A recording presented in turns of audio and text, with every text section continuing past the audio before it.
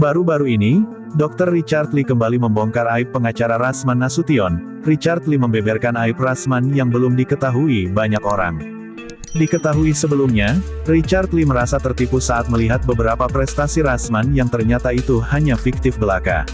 Mulai dari mengaku jadi pengacara Jenderal Budi Gunawan, hingga mengaku jadi jubir Jokowi Ma'ruf, ternyata semua itu hanya bohong, ungkap Richard Lee.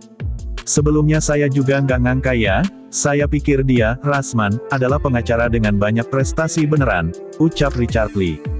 Lebih lanjut, saat itu Richard Lee merasa nyaman, ia mengaku bahwa awalnya dirinya senang didampingi Rasman Nasution. Awal-awalnya saya happy, saya nggak mau munafik karena saya ngerasa dia seperti membela saya. Namun, Richard Lee perlahan mulai menyadari bahwa Rasman justru telah banyak merugikan dirinya. Setelah saya sadar bahwa ternyata dia, Rasman, membawa bahaya untuk saya dan apa yang dia lakukan itu justru hanya untuk menaikkan pamor dia, tapi secara tidak dia sadari, itu justru mencelakakan kliennya, jelas Richard Lee. Richard Lee merasa bahwa keputusannya meminta bantuan hukum kepada Rasman justru tidak mendamaikan dirinya dengan pihak lawan. Misalnya ketika saya sedang berseteru dengan seorang artis, dia, Rasman, malah makin ngajakin ribut.